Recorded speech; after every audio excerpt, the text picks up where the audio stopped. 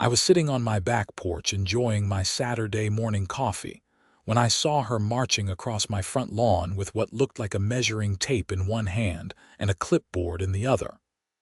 That was the moment I knew my peaceful weekend was about to go completely sideways. Linda Patterson, the president of the Maple Grove Homeowners Association in Naperville, Illinois, had been a thorn in my side since I moved into this cookie-cutter subdivision 6 months ago.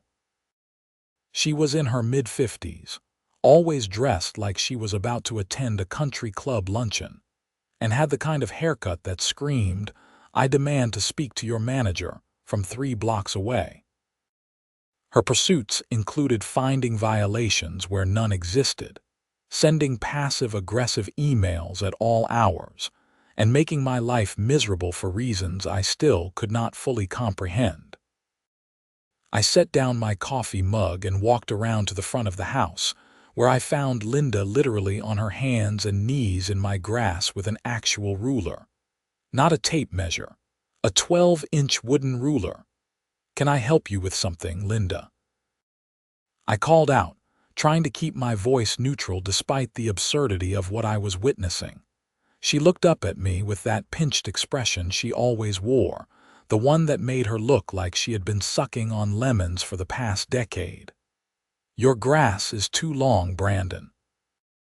The HOA covenants clearly state that lawn height cannot exceed 3 inches. I stared at her, then at the ruler, then back at her. "You're measuring my grass with a ruler. I'm documenting violations," she said primly, making a note on her clipboard. "According to my measurements, your grass is currently 3.2 inches in several spots. That's a clear violation of Section 7, Paragraph 3 of the HOA guidelines. My name is Brandon Dalton, and I'm a software engineer who works from home most days. I bought this house because it was close to the commuter rail into Chicago, had a decent-sized yard, and seemed like a quiet place to live. What the listing failed to mention was that the HOA was run by someone who apparently had nothing better to do than measure people's grass with school supplies. "Linda, I mowed 3 days ago. The grass grows. That's what grass does."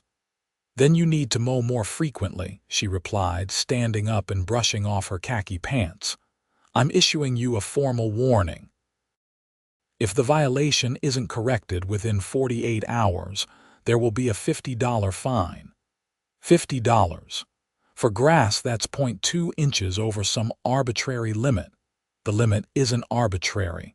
It's in the covenants you signed when you purchased the property." She gave me what I'm sure she thought was a winning smile but actually looked more like a grimace. "I'm just doing my job, Brandon. We have standards in this community." After she left, I went inside and actually dug out the HOA covenant documents I had signed at closing. My real estate agent had assured me they were standard boilerplate, nothing to worry about. Buried on page 47 of a 60-page document, there it was. Lawn height shall not exceed 3 inches at any point. 3 inches. 0.2 inches over that threshold, and suddenly I was a criminal in Linda's eyes. I mowed my lawn that afternoon, even though it barely needed it. I set the mower to its lowest reasonable setting and went over every square inch of grass. When I was done, my lawn looked like a pudding green. Surely this would satisfy Linda. I was wrong. The next day, Sunday, I was working on some code in my home office when my doorbell rang. Through the window, I could see Linda standing on my porch, clipboard in hand as always. I considered pretending I was not home, but I knew she would just come back. "Brandon," she said when I opened the door, "we need to discuss your mailbox." I looked past her at my mailbox, which was at the end of my driveway like everyone else's on the street. "What about it?" "It's leaning approximately 7 degrees to the left. HOA standards require mailboxes to be perfectly vertical." 7 degrees? How did you even measure that? She pulled out her phone and showed me a level app. I take my responsibilities seriously. This is a formal warning. You have 1 week to correct the mailbox positioning, or it's a $75 fine. I spent the next 2 hours that afternoon digging around my mailbox post and repositioning it. My neighbor, an older gentleman named Roger who had lived in the subdivision for 15 years, came over while I was working. "Let me guess," he said. "Linda, how did you know? She does this to everyone. You're just the newest target." He shook his head.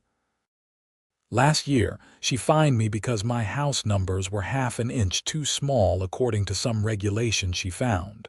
Had to replace all the numbers. Cost me $200. Why does she do this?" Roger shrugged.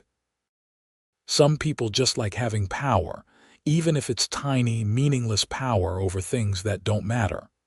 My advice: keep your head down, follow the rules exactly, and hope she finds someone else to bother." That might have been good advice, but I'm not really the keep your head down type. Also, something about the way Linda wielded her authority felt wrong. This was my home. I paid my mortgage, my taxes, and my HOA fees. I kept my property clean and maintained. The idea that someone could fine me for grass that was a fraction of an inch too long or a mailbox that leaned slightly felt less like community standards and more like harassment. The following Tuesday, I received an official notice in the mail from the HOA. My grass violation had been corrected satisfactorily, but I was now being cited for having a garden hose visible from the street. According to Section 12, Paragraph 8, all utility items including but not limited to hoses, garbage cans, and electrical equipment must be stored out of sight when not in use. The hose in question was attached to a decorative hose reel on the side of my house. It was barely visible unless you were specifically looking for it, but Linda had been looking for it, apparently. I moved the hose to my backyard. Then I moved my garbage cans behind my fence, even though trash pickup was the next day. Then I checked every single inch of my property for anything Linda might possibly consider a violation. On Thursday, she cited me for having a wreath on my front door that exceeded the allowed decoration size. On Saturday, she cited me for parking my car in my driveway facing the wrong direction. On Monday, she cited me for having a package delivered that sat on my porch for more than 4 hours before I brought it inside. Every citation came with a warning and a deadline and a threatened fine. I had not actually been fined yet, but I could see it was only a matter of time. Linda was building a case, documenting every minor infraction like she was preparing for trial. I started doing research. I read through every page of the HOA covenants. I looked up Illinois HOA law. I joined online forums where homeowners shared their HOA horror stories. What I learned was both enlightening and disturbing. HOAs in Illinois had significant power, but that power was not unlimited. They had to follow their own rules, conduct business in certain ways, and could be challenged if they overstepped. The problem was that challenging them usually required lawyers and money and time, 3 things most people did not want to spend on fighting over grass height. But I'm stubborn. And the more I read, the more I realized Linda might not be following the rules as carefully as she thought she was. For instance, according to the HOA bylaws, violation notices were supposed to be issued by the Architectural Review Committee, which consisted of 3 people. Linda had been issuing all the notices herself, just signing them, HOA board president, without any committee review. That was a procedural violation. Additionally, fines could only be levied after a hearing where the homeowner could present their case. Linda's notices threatened immediate fines without mentioning any hearing process. Another violation. I also discovered something interesting. Our HOA's covenants were last updated in 1998. Illinois law had changed several times since then, and some of the covenant provisions were likely unenforceable. For example, the 3-inch grass rule seemed arbitrary, and several court cases had established that HOA rules had to be reasonable. A rule so strict that normal grass growth caused violations every few days could potentially be challenged as unreasonable. Armed with this information, I decided to fight back. But I needed to be smart about it. The next time Linda showed up at my door with a violation notice, this time for having a lawn chair visible in my backyard that apparently violated some aesthetic guideline, I was ready. "Linda, I need to see the Architectural Review Committee's sign off on this violation." She blinked at me. "What?" According to Article 5, Section 2 of the HOA bylaws, all violation notices must be issued by the Architectural Review Committee.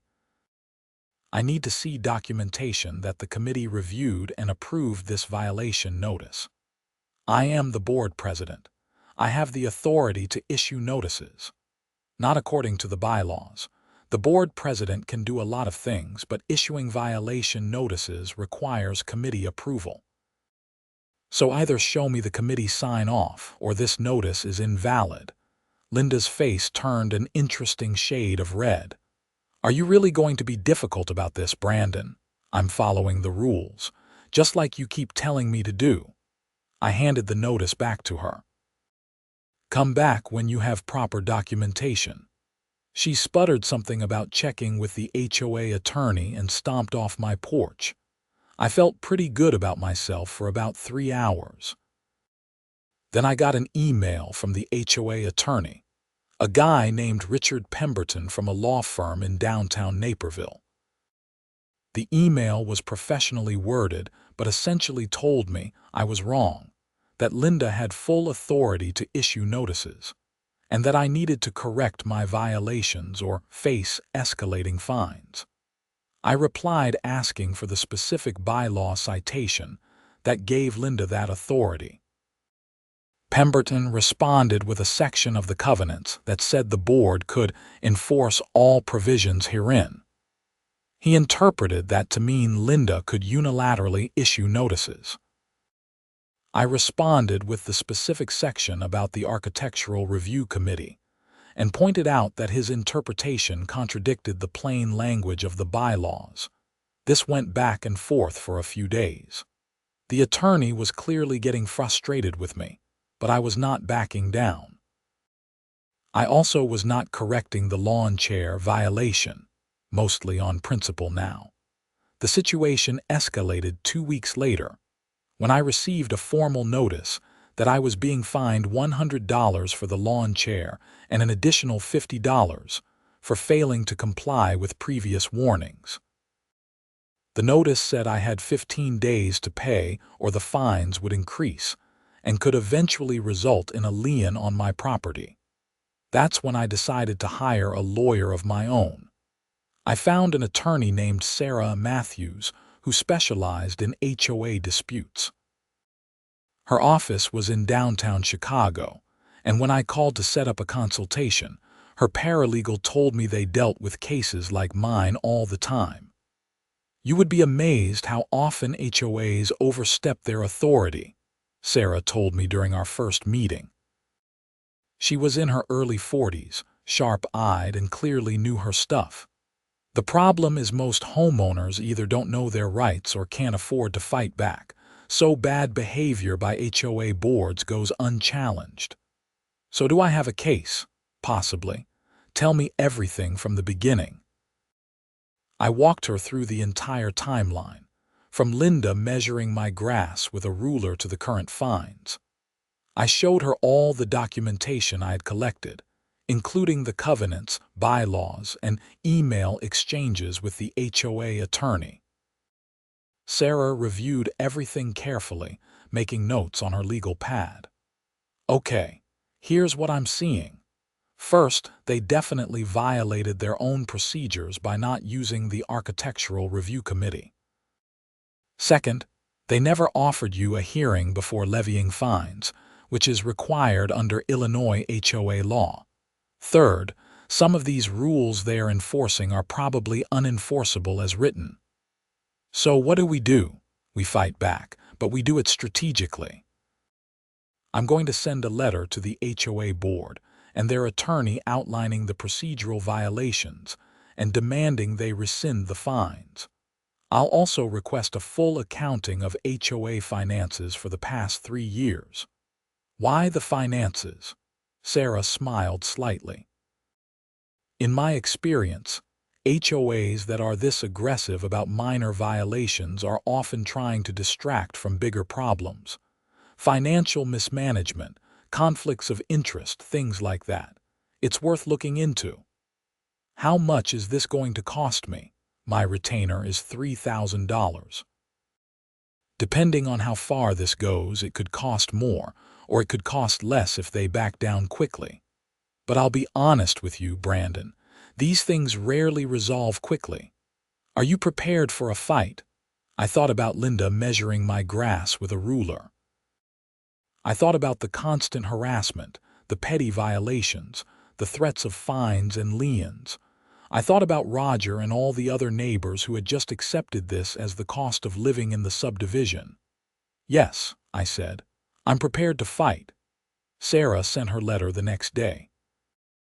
The HOA's response came 3 days later, and it was not what we expected. Instead of backing down or negotiating, they doubled down. Their attorney sent a letter rejecting all of Sarah's arguments and adding several new violations to my file. Apparently, my front door mat was the wrong size. My porch light was not the approved style, and my trees needed trimming because some branches extended above the approved canopy height. This is retaliatory, Sarah said when I forwarded her the email. They're piling on violations because you dared to push back. That actually helps our case. How does this help? They're threatening to fine me thousands of dollars now. Because retaliation is legally actionable, we can argue this is harassment, but we need to document everything very carefully. Don't respond to any HOA communications directly. Forward everything to me. Don't fix any of the violations they're citing, and start keeping a detailed log of every interaction with Linda or anyone else from the HOA board. The next few weeks were stressful. I continued receiving violation notices at an absurd rate. Linda was clearly watching my house like a hawk, looking for anything she could possibly cite. At one point, she sent me a notice because my grass had clippings on the sidewalk after I mowed. Another time, she cited me for having my garage door open during the daytime because open garage doors create an unsightly appearance. I documented everything like Sarah told me. I also started talking to my neighbors more. Roger was supportive but cautious about getting involved. However, I discovered several other homeowners had similar stories about Linda's harassment. A woman named Patricia 3 houses down had been fined over $5,000 over the past 2 years for various violations. A young couple on the next street over were considering selling their house because they could not keep up with Linda's demands. Why doesn't someone challenge her? I asked Patricia during one conversation. People have tried. Linda controls the board. She gets herself and her friends re-elected every year because most people don't bother voting in HOA elections. And she has the HOA attorney on speed dial. It's easier to just pay the fines and try to stay off her radar. That's not right. No, it's not. But what are we supposed to do? That conversation gave me an idea. I asked Sarah about it during our next meeting. What if we get Linda removed from the board? Is that possible? Theoretically, yes. HOA boards can be voted out, but you would need enough homeowners to care and show up to vote. And you would need candidates willing to run against her. What about a recall? Sarah pulled out the HOA bylaws and read through them. There is a recall provision. You need signatures from 30% of homeowners to trigger a recall vote. Then you need a majority to actually remove a board member. How many homeowners are we talking about? Maple Grove has 147 homes, so you would need signatures from about 45 homeowners to trigger a recall. Then you would need at least 74 votes to remove her. It seemed daunting, but possible. I started talking to neighbors. I created a simple flyer explaining the recall process and outlining Linda's pattern of harassment and questionable enforcement. I went door to door on evenings and weekends, introducing myself and explaining the situation. The responses were mixed. Some people were immediately supportive and eager to sign. Others were sympathetic, but afraid of becoming Linda's next target. A few people thought I was overreacting and told me to just follow the rules. But slowly, steadily, I collected signatures. Patricia helped by talking to people she knew. Roger eventually came around and started advocating for the recall among the older residents who had lived in the neighborhood longer. The young couple, James and Melissa, created a Facebook group for Maple Grove residents and started organizing there. Linda, of course, noticed what was happening. She sent an email to all homeowners warning about disruptive elements attempting to undermine community standards. She increased her enforcement actions against anyone she suspected of supporting the recall. She showed up at my house multiple times demanding to know who else was involved. This is harassment, Brandon. You're creating discord in our community over nothing but your own refusal to follow simple rules. Linda, you measured my grass with a ruler. That's not normal enforcement. That's obsessive. I'm thorough. That's not a crime. No, but harassment is. And if you keep this up, we're going to have a bigger problem. She glared at me, then turned and walked away. But I could tell I had struck a nerve. 3 weeks into my signature-gathering campaign, something interesting happened. I received an anonymous email with a file attached. The email simply said, "You should look at this. The HOA finances don't add up." The attached file was a spreadsheet showing HOA financial transactions for the past 3 years. I forwarded it to Sarah immediately. She called me an hour later. "Brandon, where did you get this?" Anonymous email. Why? Because if this is accurate, there are some serious irregularities. Large payments to vendors with no clear purpose. Checks made out to cash. And here's the interesting part. There are multiple payments to something called LMP Consulting totaling over $60,000 in the past 2 years. What's LMP Consulting? I looked it up. It's a limited liability company registered to Linda Marie Patterson. It took me a moment to process that. Wait, Linda has been paying herself from HOA funds. It looks that way. I need to verify all of this, but if it's true, she's been self-dealing, which is a serious violation of her fiduciary duty to the HOA. It might even be criminal depending on how the payments were authorized and what they were supposed to be for. What do we do with this information? First, I need to verify it's accurate. Can you make a formal request for HOA financial records at the next board meeting? They meet next Tuesday. I'll be there. The Maple Grove HOA board met monthly in the community clubhouse, a small building near the subdivision entrance that also housed a pool and a gym. I had never attended a meeting before, but according to the bylaws, they were open to all homeowners. I showed up at 7 p.m. on Tuesday with a notebook and a list of questions. The meeting room was set up with a table at the front where Linda and the other 2 board members sat, facing rows of chairs. Usually, these meetings were sparsely attended, but tonight there were at least 20 homeowners present. Word had gotten around that something was happening. Linda looked annoyed the moment I walked in, but she could not stop me from being there. The meeting started with standard business, approving minutes from the last meeting, discussing the pool schedule for the upcoming summer, that sort of thing. When they got to new business, I raised my hand. Linda reluctantly acknowledged me. Yes, Brandon. I'd like to request copies of complete HOA financial records for the past 3 years, including all bank statements, invoices, and check registers. Financial records are reviewed by the board. There's no need for general distribution. Actually, under Illinois HOA law, specifically the Common Interest Community Association Act, homeowners have the right to inspect HOA records. I'm making a formal request. The other board members, a man named Doug and a woman named Carol, exchanged glances. Linda's expression tightened. We'll take that under advisement. It's not an advisement situation. It's a legal requirement. I'm requesting the records in writing. I walked forward and handed her a formal written request Sarah had prepared. You have 10 business days to comply or we'll seek a court order. The room was silent.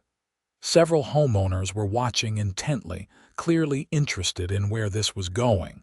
Linda took the request like it was a live snake. Is there anything else?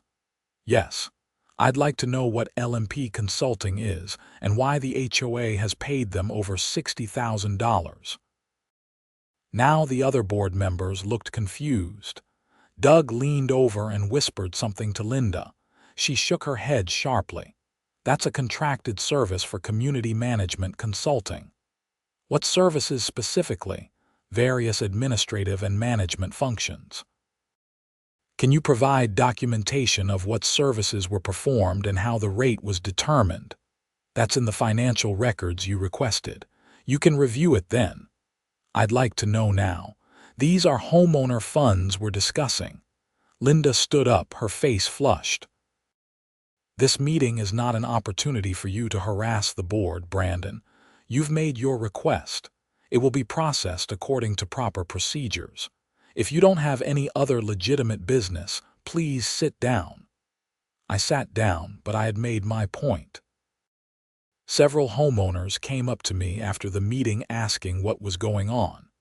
I explained about the recall effort and my concerns about the finances. 3 more people signed the recall petition that night. The next day, I got a threatening email from the HOA attorney saying my conduct at the board meeting was disruptive and violated community standards. I forwarded it to Sarah. They're panicking, she said. That's good. It means we're onto something. They have 10 days to produce the financial records. If they don't, we file a motion to compel and ask for attorney fees. 8 days later, I received a box via courier containing printed copies of financial records. It was clearly a data dump intended to overwhelm me with paper, but I had been prepared for that. I spent an entire weekend going through everything, making notes, and comparing the records to the anonymous spreadsheet I had received. The spreadsheet was accurate. LMP Consulting had been paid regularly since Linda became HOA president 3 years ago. The payments ranged from $1,000 to $5,000 per month, always with vague descriptions like management services or administrative consulting. But there were other problems too. The HOA had paid for landscaping at Linda's house, categorized as model home maintenance, even though there were no model homes in our established subdivision. There were regular payments to a law firm that seemed excessive for a small HOA. Credit card charges for meals and travel that had no clear business purpose. I compiled everything into a detailed report and sent it to Sarah. She reviewed it and her response was blunt. This is fraud. Linda has been embezzling from the HOA. We need to report this. To who? The Illinois Attorney General's office has a division that handles nonprofit fraud, which includes HOAs. I'll also recommend you file a police report. This is criminal activity. I felt a strange mix of vindication and concern. I had just wanted Linda to stop harassing me about my grass. Now I was potentially sending her to jail. "Are you sure about this?" I asked Sarah during a phone call. "Brandon, she's stolen from every homeowner in your subdivision. That money was supposed to maintain common areas, fund the pool, handle snow removal. Instead, she's been paying herself and using HOA funds as her personal piggy bank. This isn't about grass anymore. This is about real harm to real people." She was right. I thought about Patricia and the $5,000 in fines she had paid. Those fines had probably gone straight into Linda's pocket through her consulting company. "Okay," I said. "Let's do it." Sarah filed a complaint with the Attorney General's office and helped me prepare a detailed police report, which I filed with the Naperville Police Department. She also sent a letter to all homeowners in Maple Grove, explaining what we had discovered and recommending they withhold HOA dues until the situation was resolved. That letter created chaos. Linda sent an immediate response claiming everything was a misunderstanding, that she had done nothing wrong, and that I was conducting a vindictive campaign because I did not want to follow community rules. She threatened to sue me for defamation, but the damage was done. Homeowners started asking questions. The other board members, Doug and Carol, claimed they had not known about the consulting payments. An emergency board meeting was called. That meeting was packed. At least 80 homeowners showed up, far more than the room could comfortably hold. People were angry. They wanted answers. Linda tried to maintain control, but she had lost the room. People shouted questions at her. Where had the money gone? Why was she paying herself? Why had she hidden this from the board? "I haven't hidden anything." All payments were properly documented and approved. "Approved by who?" someone yelled. "The board reviews and approves all expenditures." Doug stood up. "I never approved any payments to your consulting company, Linda. I never even heard of it until last week." Linda turned to him, her expression venomous. "You approve the budget every year. It's in the budget. It's listed as management services, not payments to the president's personal company. That's fraud." The meeting dissolved into chaos after that. Linda tried to adjourn it, but no one was listening anymore. Eventually, she just walked out. Carol and Doug stayed behind to try to answer questions, but they clearly did not have answers. 2 days later, detectives from the Naperville Police Department Financial Crimes Unit contacted me. They wanted to interview me about the complaint I had filed. I met with them at the police station along with Sarah. The lead detective was a woman named Jennifer Kowalski. She was thorough and professional, asking detailed questions about the HOA structure, how I had discovered the financial irregularities, and what documentation I could provide. "This is a solid case," she said after reviewing everything. "We're going to open a formal investigation. We'll need to subpoena HOA records and interview board members. This will take time, but based on what you've shown me, I think we have probable cause." "What happens to Linda?" I asked. "That depends on what we find. If the evidence supports criminal charges, we'll present it to the state's attorney and they'll decide whether to prosecute. Given the amounts involved, this would likely be felony theft and fraud." The investigation moved forward. The police obtained search warrants for HOA financial records and Linda's personal banking records. They interviewed Doug, Carol, and several other homeowners. The Attorney General's office launched its own parallel investigation. Linda hired a criminal defense attorney. She stopped showing up at HOA board meetings. The harassment against me stopped completely. In the meantime, I finally got enough signatures to trigger the recall vote. With everything that had come out about Linda's financial misconduct, it was not hard to convince homeowners to sign. We scheduled a special meeting for the recall vote. Linda did not attend her own recall hearing. Her attorney sent a letter stating she was resigning from the board effective immediately for health reasons. That might have been the end of it, except the police investigation continued. 3 months after I first filed the complaint, Linda Patterson was arrested and charged with multiple counts of theft by deception and financial exploitation.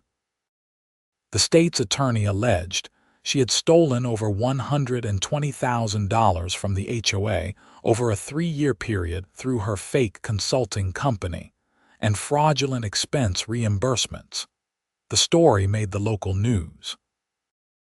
HOA president arrested for allegedly embezzling over $100,000, read the headline in the Chicago Tribune's DuPage County section.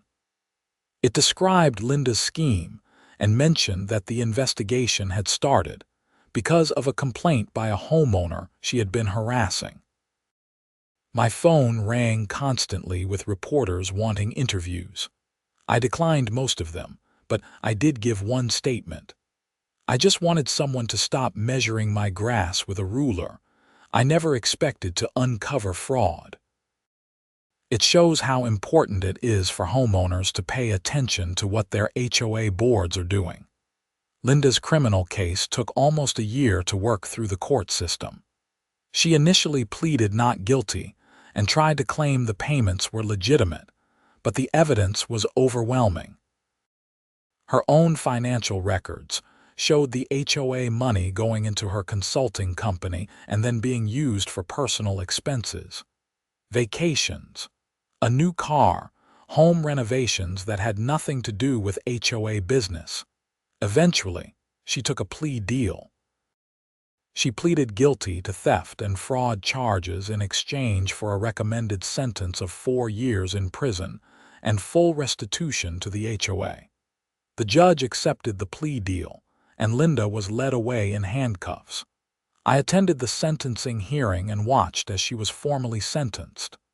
Miss Patterson, you held a position of trust, the judge said.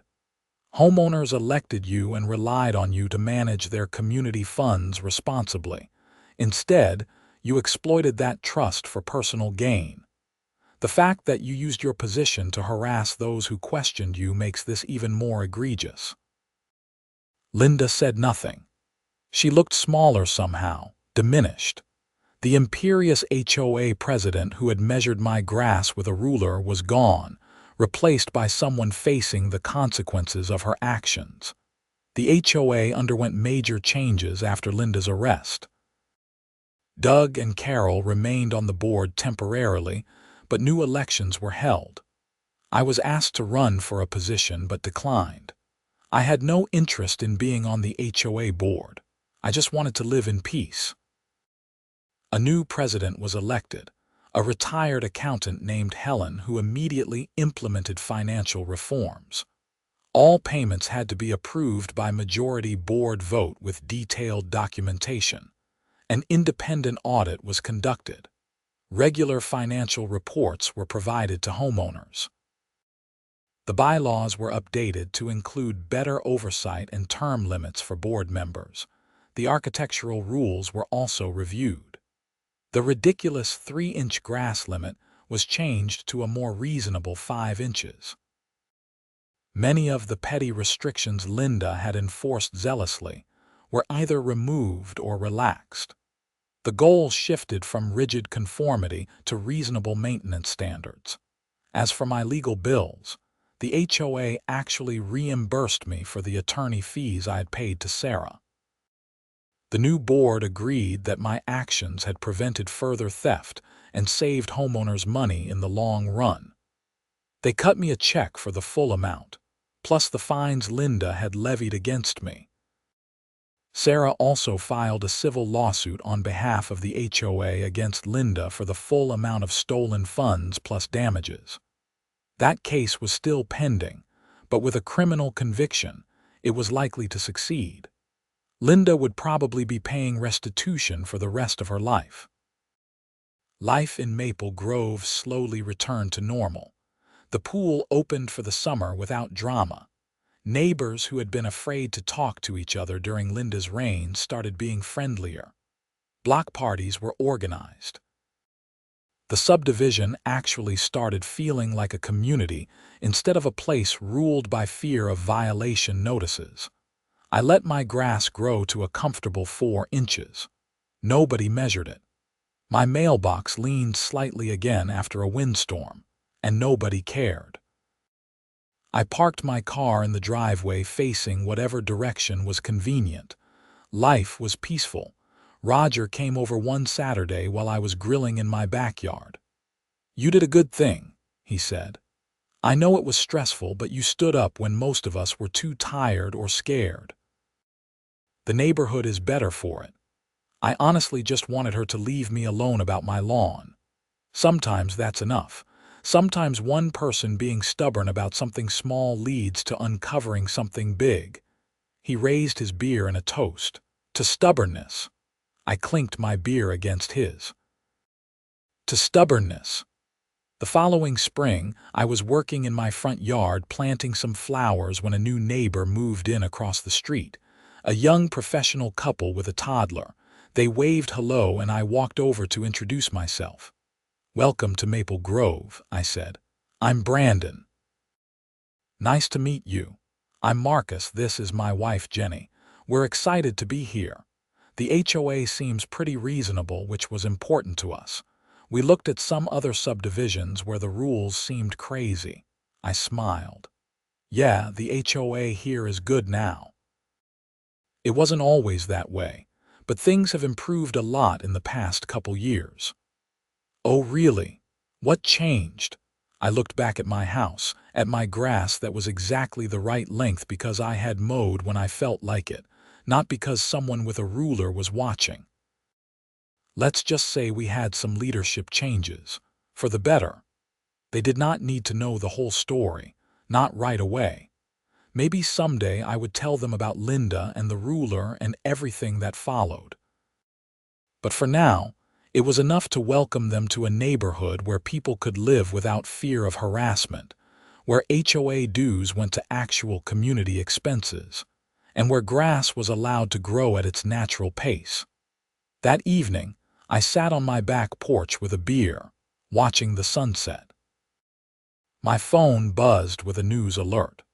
Linda Patterson's civil case had been settled. She had agreed to pay back every penny she had stolen, plus damages and legal fees.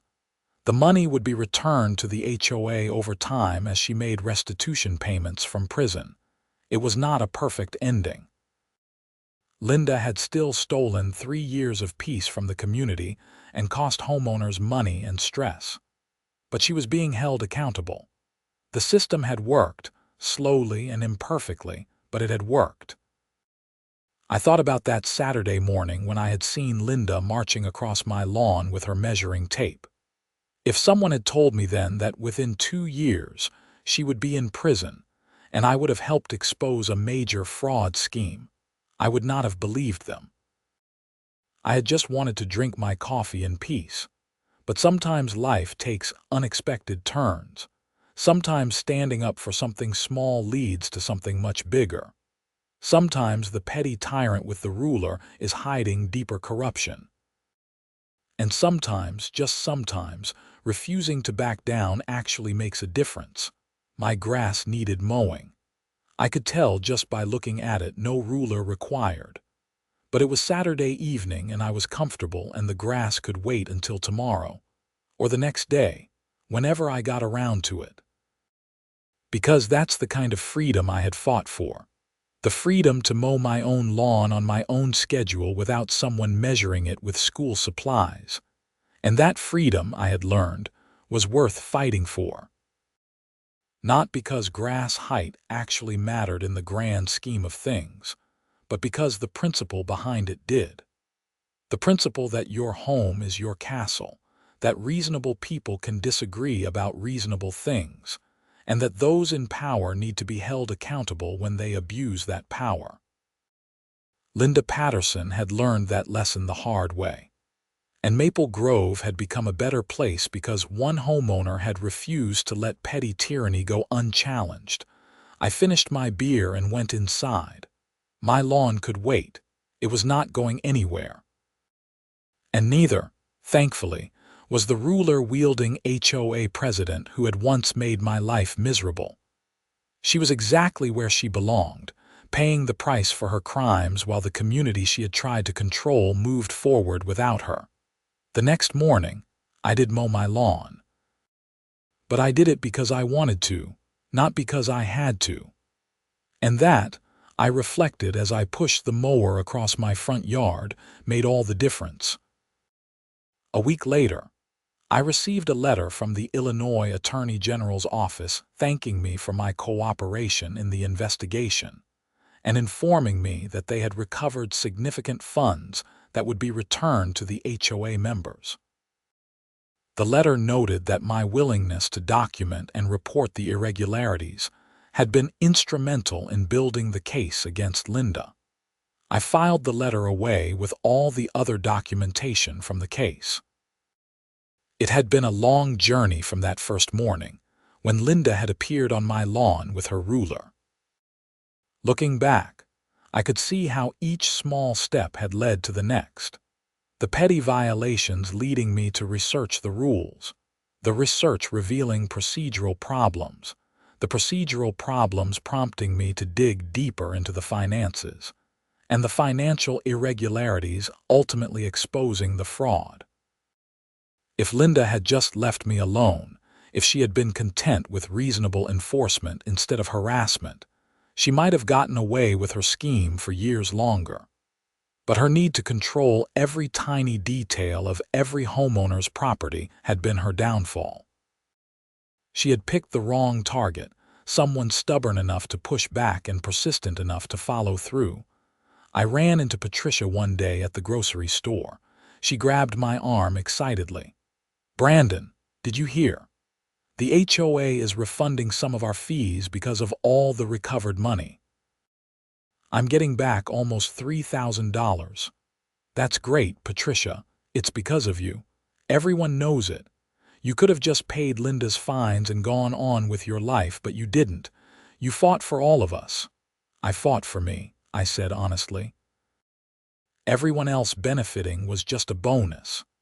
"Well, either way, thank you. Truly." Conversations like that happened regularly over the following months. Homeowners I barely knew would stop me to thank me or share their own stories about Linda's harassment. I heard about couples who had almost divorced over the stress of dealing with HOA violations. Elderly residents who had lived in fear of losing their homes to HOA liens. A single mother who had scraped together money to pay fines instead of buying her kids new school clothes. The scope of Linda's impact had been broader than I had realized, and while I had not set out to be anyone's hero, I was glad the nightmare was over for everyone. The new HOA board under Helen's leadership worked hard to rebuild trust. They held regular open meetings where homeowners could voice concerns. They created an email list for transparent communication. They even organized community events like movie nights by the pool and a fall festival. Maple Grove started to feel like an actual community instead of a collection of houses governed by fear. And through it all, my grass grew and was mowed and grew again, in its natural cycle, without anyone measuring it. My mailbox leaned slightly when the wind hit it right. My car parked in the driveway facing whichever direction I felt like. And nobody cared, because the new HOA board understood what Linda never had, that people's homes are their sanctuary and that rules should serve the community, not the other way around. 1 year after Linda's sentencing, the HOA held an anniversary celebration at the clubhouse. It was not officially about Linda's removal, but everyone knew that was the subtext. There was food and music and a general atmosphere of relief and celebration. Helen made a short speech thanking everyone for their patience during the transition and promising continued good governance. Then she surprised me by calling me up to the front. "Brandon, I know you did not want recognition for what you did, but this community owes you a debt of gratitude. Because you refused to accept unjust treatment, because you had the courage to question authority, and because you followed through even when it was difficult, we all benefit today. This is a small token of our appreciation. She handed me a plaque that read, "Presented to Brandon Dalton for exceptional service to the Maple Grove community." There was applause and some good-natured cheering. I felt awkward standing there in front of everyone, but I also felt proud. Not proud of taking down Linda exactly, but proud of having stood up for what was right. Proud of not backing down when it would have been easier to just comply. Proud of the community that had emerged from the ashes of Linda's corrupt regime. "Thank you," I said simply. "I hope we never have to go through something like that again. But if we do, I hope we all have the courage to speak up. That's what community really means." More applause, and then the party continued. I spent the evening talking with neighbors, some of whom I had not really known before all of this started. The ordeal with Linda had brought us together in unexpected ways. As I walked home that night, plaque under my arm, I reflected on how much had changed since that Saturday morning with the ruler. My life had been turned upside down for a while. I had spent thousands of dollars on legal fees, even if they were eventually reimbursed. I had spent countless hours documenting violations, attending meetings, talking to neighbors, working with attorneys and police. But I had also learned something important, that ordinary people can fight back against injustice, even small-scale injustice in a subdivision HOA. That systems of accountability exist if people are willing to use them. That standing up for yourself can end up helping many others. And that sometimes the biggest battles start with the smallest provocations. Linda Patterson was serving her prison sentence. The money she had stolen was being returned. The HOA was functioning properly under new leadership, and my grass was exactly as long as it needed to be. In the end, that was really all I had wanted, just to live my life without someone measuring my lawn with a ruler. It had taken a police investigation, criminal charges, a trial, and a complete overhaul of HOA leadership to achieve that goal. But it had been worth it. Because now, when I sat on my porch with my morning coffee, I did not have to worry about Linda or anyone else scrutinizing my property for minor violations. I could just enjoy my home, my yard, my coffee, and my peace. And that freedom, hard-won though it was, felt better than any perfectly manicured 3-inch lawn ever could. The plaque hung on my office wall, a reminder of those chaotic months. But more importantly, it was a reminder that speaking up matters, that holding people accountable matters. That communities function best when power is checked and balanced, not concentrated in the hands of someone with a ruler and too much time on their hands. And so life in Maple Grove continued, better and stronger than before, built on the hard lessons learned from Linda Patterson's spectacular fall from power. The grass grew, the seasons changed, and the homeowners lived their lives in peace, secure in the knowledge that their HOA worked for them, not against them. And if you ever find yourself in a situation where someone is measuring your grass with a ruler, remember this. You do not have to just take it. You can push back. You can ask questions. You can demand accountability. It might lead to more than you expect, but that is not necessarily a bad thing. Sometimes the smallest stand leads to the biggest changes.